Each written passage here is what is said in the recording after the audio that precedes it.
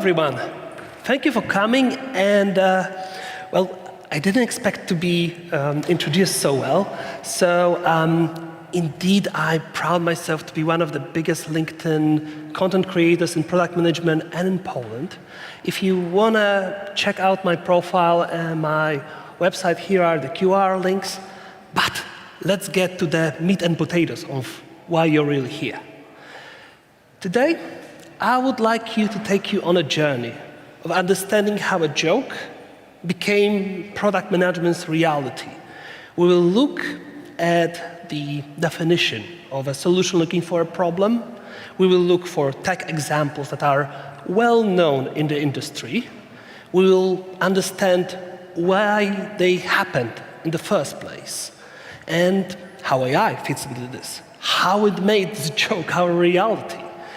We'll look at how AI products failed and succeeded in this reality, and how you, as a product manager, should introduce new technologies like this, and how you should operate day-to-day in AI IT companies. So, with that introduction out of the way, let's begin. This comic happened very early in AI's history, and some of you may have experienced it, some of you just find it hilarious. However, that was the reality of many companies that suddenly said, we are AI first. In fact, I remember day in Microsoft, back when I was working at Skype, and Skype was still existing, long dice, that we sort of jokingly said once ChatGPT released that we are throwing everything we've planned out of the way and we are just doing AI integrations because this is the future. This was when everyone was amazed what ChatGPT can do. But I'll get back to it. So let's start with figuring out what is a solution looking for a problem, and why this ostrich pigeon was my first example that I want to talk. I actually found a better one while watching Alien Earth yesterday, where a CEO of a gigantic corporation said it's a blanket with sleeves, a product no one asked for. This ostrich pillow is apparently designed to be a very comfy alternative to normal pillows for travel, though we can all agree it looks ridiculous, no one will wear it, and I don't think anyone wanted to have an ostrich on one's head. So this is like the first thing you can imagine for a technical solution for a problem, a thing none of your customers wanted. So let's look at the history of such solutions looking for a problem. There's sort of a journey here in parallel where there is a tech craze, something that a big company tries to push on its audience and clients, and a solution looking for a problem. Those are almost interchangeable. And that was with the 3D technology that began with the movie Avatar in 2009, where the 3D experience was supposed to be a revolutionary, technical and cinematic experience that spilled everywhere, to monitors, to games, to DVDs, Blu-rays. We were supposed to experience everything in 3D, but we didn't want it to. No one asked for it. There are very few movies that actually benefit from having 3D. Our brains are designed to experience 3D. We all see in 3 dimensions because of the 2 eyes. And even if the image is flat, our brains will sort of simulate the 3D anyway. There's no need for glasses. There's no need for paying additionally for a movie ticket to see a blurry image that has sort of few layers here.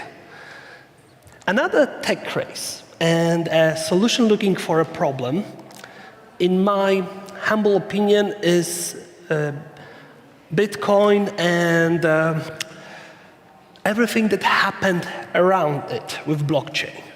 This technology has its use.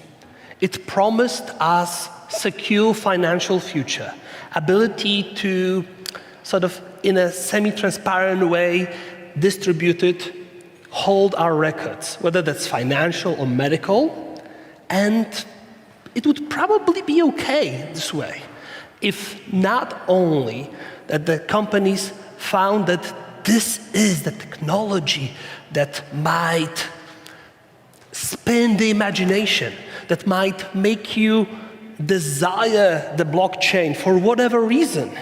And that was a bad way to look at it. Because nowadays, what was supposed to be a stable alternative for the financial system for the common people evolved into one of the most speculative currency in the world. Not Bitcoin in per se, but smaller coins, smaller blockchains, Trump coin, snake oil. It's not what it was supposed to be, and for the longest time, just like when you now turn on LinkedIn, you see AI front, left, and center. Blockchain was the keyword that people didn't really understand, didn't need, and yet were convinced it is something they need to pursue. Just like its spawn, the NFTs. So the ownership of images that was built on blockchain. Everyone wanted to get on the fun, where suddenly you could own a digital asset and have this ownership verified to a point where you can earn on it. But why? How? How does it work? Why can't I just copy-paste it?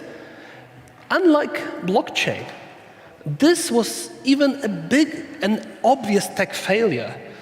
No one understood it, it smelled fishy, and it never caught on. But the companies behind it wanted to catch on. It's a similar story with VR and metaverse. And there's a theme that's unraveling, ladies and gentlemen, that the solution looking for a problem might have niche solutions. VR is a great game console. It's a great tool to remotely play around with prototypes and look at them before they are constructed in 3D and consult. So gamers and specific industry players. However, the vision here was that we will all live in the metaverse, that we will treat our virtual avatars, though they don't have legs, like second us, like place where we'll have fun, meet our friends, where we work for 8 hours per day. The metaverse was told to be the future. Are we experiencing this presentation in VR helmets or VR glasses? No, because that wasn't what people needed. You can't make a better Zoom call, just like you can't make a better mousetrap. As long as we lose the biological component, no technology will likely replace the in-person meeting. You could have bought virtual tickets and watch it, yet I have a room full of people that's here to experience real human connection, knowledge exchange, idea exchange. This is not what we want, right? This is why this didn't catch on, despite Facebook becoming Meta and pouring billions of dollars into making this a reality.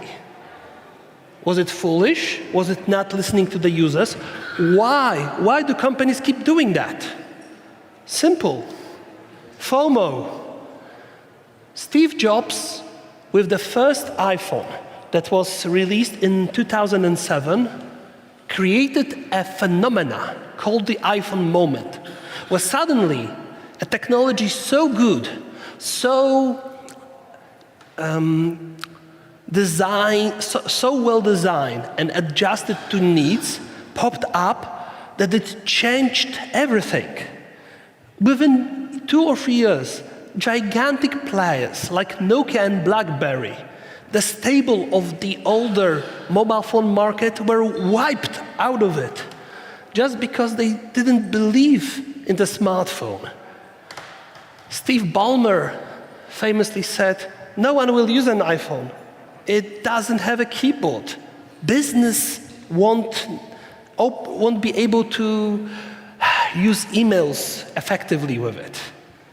So ever since, when a new technology appears, big companies ask themselves, is this the new iPhone? We don't want to miss out. We don't want to do what Apple did and skyrocketed itself to the stratosphere of evaluation. And the problem with the iPhone moment is that it's not obvious the moment it releases that it is one. You have to wait a bit. You have to let it cool down. You have to let it evolve. And only in time will you know that you've created something that people need or something that you will push to people against their will.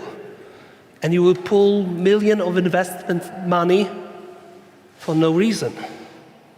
So, how does AI fit into this? Are we seeing an iPhone moment, or are we seeing another blockchain? Most of you already know the answer. It's somewhere in between. That's the problem with the current iteration of AI. It has magical implications and feeling at the beginning. It gives you an experience that makes you ask, is there a consciousness in the box? Does this read my mind? Can it help my problems? Can it solve my problems? Can it make my company successful? Maybe. We are 3 years into it, and though we are a little bit fear-mongered into hearing that ChatGPT and other AI products will take over your jobs, that ChatGPT 5 is the most intelligent LLM system that came out, we might have hit a glass ceiling with it. And the general purpose AI may never come or may not be connected to OpenAI, whatever.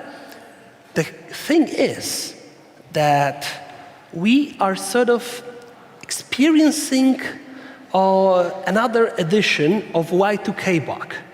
Some of you may be too young to remember, some of you may recall a bit, but at the end of an era, devices and digital machines that were constructed in 60s, 70s, 80s were never supposed to run for so long as to encounter the year 2000.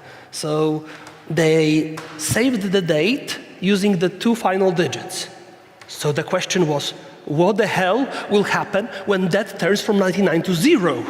Will suddenly everyone be recorded as having over 100 years old? Will the financial system crash? Will our credit cards stop to work? Nobody knew. And since this was realized quite quickly, the most apocalyptic scenarios never came to be. You can hear that one system broke. I think there was a story on one ATM that suddenly started giving money for some reason, but nothing really happened. But the fear of Y2K bug meant that people started to see business in it. So things that had nothing to do with Y2K suddenly were Y2K certified, like keyboards, screens, I don't know, milk. It would never break because of it. But people would look at the label, whoa, it won't break because of the Y2K bug, I'm buying it. And I think that that's something that's happening with AI on the market. And it's pretty similar to another older event in tech history called the dot-com bubble. In the 90s and early 2000s, every company started to understand that internet would change our lives, that it's not a passing craze, that it's not something that young people will enjoy, but something that fundamentally transforms the way we are living. And the visions on how we will be digital in just a few years started to be realistic. Internet was getting more popular, faster. More and more people were starting to have their computers at home. So any company that had something to do with internet was a potential success for the investors. So what a smart entrepreneur does when the internet is such a craze, we put .com to the name of the company. What do? We sell cucumbers. Has it anything to do with internet? Not really. But why not invest in cucumber.com? That is going to be the next hot thing. I can tell you, you need to buy it.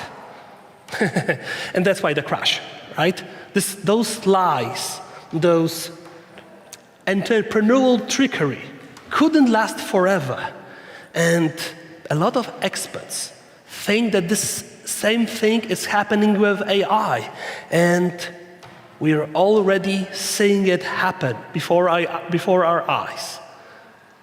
Amazon Go, a vision of personless shopping, I mean cashierless shopping. There are supposed to be clients that go into the shop, do the shopping with no credit card, with no scanning, no anything. You just take your produce and go out, and you are being charged for what you've taken. And the idea was that cameras using AI will understand what you took, charge you, and make it seamless. Of course, it is an emerging technology, so Amazon was quite frank that around 5 to 10% of orders will still be human verified, so that in order to make sure that everything checks out, that the AI is being trained on data, eventually no people will be needed. This didn't happen. Actually, what it turned out was that 85, I think 90% of orders had to be manually verified by a team in India in order to make this happen, making this absolutely not scalable. In product management, we call that a Wizard of Oz MVP. If you can recall the big face of the Wizard of Oz actually being operated by a man that knew no magic, there's no magic here. Just a poor Rajesh in India that tries to discern whether you've took the eco eggs or not regular eggs, and you've hid those behind your back. So when that turned out, those shops were closed, and the tech behind it was reevaluated for further inspection. And it wasn't absolute, like we are closing, this didn't work, but let's step back and reevaluate to understand how can we make it better. I mentioned Apple already in this presentation as the iPhone moment, as a company that we attribute with success that can do no wrong. Apple can do a lot of things wrong, starting with Apple Intelligence. Apple had no FOMO when it came to AI. They didn't jump on bandwagon of AI craze, and instead decided to do what they do best, what they know, and let others figure it out before they will do it, like they are presumably doing with folding phones that are rumored to be released by Apple next year. However, the pressure from investors and the whole IT market was so big on Apple that they decided to do what they don't usually do. They promised something that they were not sure they can deliver. And I'm saying this in hindsight, because other than Genmojis and ability to use AI to edit your photos, to use generative AI to write your emails, texts, We also were supposed to get an LLM-based Siri that was supposed to finally be useful and not rule-based.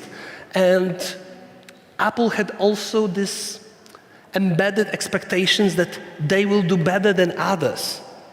They did not. The AI image editing is comparably worse when you try Samsung or any other AI engine. Siri is long delayed and no one knows when it's coming, and the market is disappointed with Apple to a point that when they released iPhone 17 at the recent WWDC, there was barely a mention of Apple Intelligence. They pivoted because they wanted to fake it until they made it, and they didn't. But that's not a scam. That's just normal IT trying to chase the trend and capitalize on it and not being successful. But that's not the story with Builder AI that promised you something that Lovable does right now, where you enter a prompt. When you enter your app idea in a prompt, and you get back a ready application within hours of days, all done by AI. Invested with billions of dollars from companies like Microsoft. What was it? Again, the pool Rajit was getting a prompt that was slightly amended by AI and had to speed code his way out of the application that was requested. This was an actual scam, a real fake it until you make it Wizard of Oz MVP. And probably, if they did their homework and managed to actually do what Lovable does right now, I wouldn't be calling them a scam. I probably wouldn't have them in this presentation. Unfortunately, makes AI different than all the failed solutions looking for a problem tech crazes, like ChatGPT in the first place. We wouldn't have this presentation and that shift in the business if it weren't for what they released as a tech demo a few years ago, which sparked imagination, which asked, is there a ghost in this machine? No ghosts, just a very sophisticated language predictive algorithm based on AI. But regardless of the tech, we started to see a different future. A future where we are Captain Jean-Luc Picard on the deck of the Starship Enterprise talking to a computer like to a personal assistant. An AI that understands natural language and is our friend and companion. And possibilities seemed endless until we realized it's all surface level, that it knows a lot, but it's not that promised PhD, that whenever it doesn't know something, it wants to please you by making stuff up. And apparently it came out a few days or weeks ago in a scientific paper that that's by design, that the AI was trained to please the user, and that's where the hallucinations come from. Which is odd, because all the large language models suffer from that. So how come this is the reason? Why not train it not to please the user? But I digress. The thing that started with ChatGPT can also be attributed, has also led to many successful products, like the LLM implementation in Duolingo, where you have your language coach who talks to you, analyzes how you talk in the new language, puts you in a role-playing role. It's your personal language tutor, and that's perfect. You don't need to fear for hallucinations there. You don't need to do anything that enterprise-level implementations can put you at risk. You are actually having fun, you are learning new language, and This is what large language models were designed to do, really. But when we are talking about products, we can't ignore Copilot from Microsoft, which is basically reskinned ChatGPT. I give you that. However, Microsoft did something amazing here. Apple, with Apple Intelligence, tried to switch a bit to a startup mode to catch on. I was there in Microsoft when all the walls fell, when suddenly we had to reconsider all the policies, processes, and blockades that makes stuff being released for ages, and instead rush to a solution. Because first one on the market will spark the most imagination, the most investor money, and will lead the market. And so they did. The Copilot was the first real use of LLM technology outside ChatGPT, and it can easily be attributed to speeding up development speed in many companies by 30%. Of course, it's not perfect. Of course, it still hallucinates. It comes with all the baggage of the usual LLM. But because they were first, they got a pass. No one cared that it has flaws because it was working, it was good enough, and it was something new. Something I didn't plan to say in this conference. The world of product management is stale. There is very little innovation to be done. And every chance of having innovation is a spark of creativity and this 2000s level of energy of trying something new. And this is what Microsoft did successfully with AI. Unlike Google, unlike Apple.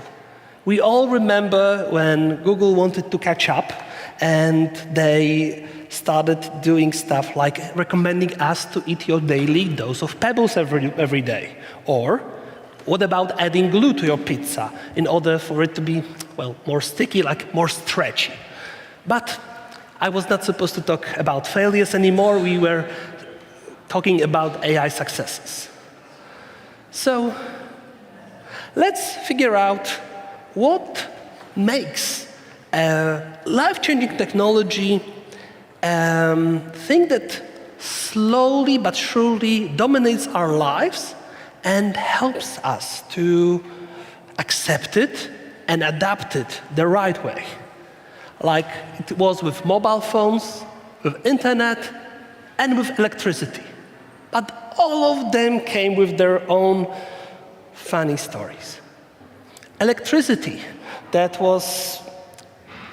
actually appeared in cities in late 1800s was said to get your children misbehave, milk to spoil, people going crazy, people hearing noises. Do you hear noises other than me? Hopefully not. But that took dozens of years to popularize, to allow people to change their non-electric ways into the electric ones, which we now take for granted. Mobile phones in the 90s were big suitcases that you carried around, and it was a status symbol that had an amazing battery that would last you 2 hours so that you can talk to your business partner. It was more akin to see those phones in cars rather than actual suitcases. But then we started seeing the potential in the tech, that it's not being ridiculed, but adapted. We saw phones getting smaller, cheaper, more fun, and we got flip phones, we got Nokia with camera, and we got iPhone, and the rest is history. And now everyone has a Black Mirror in their pockets, and it transformed how we live. But it didn't happen overnight.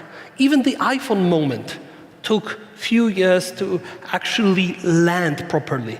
And no one told us that we need today to buy an iPhone because this is the future and we'll miss out if we buy it later.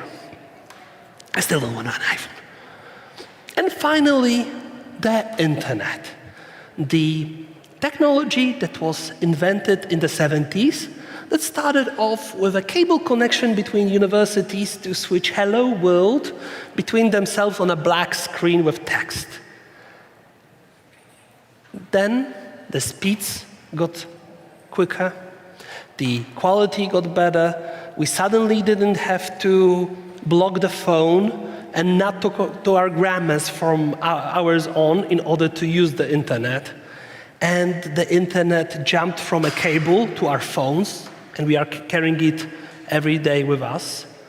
And we have the world's intelligence and knowledge at the grasp of our hands.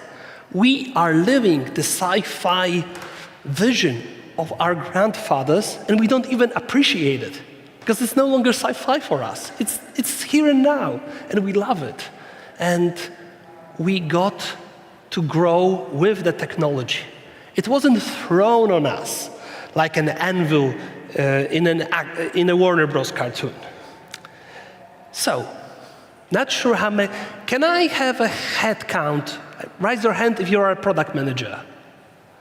1, 2, 3.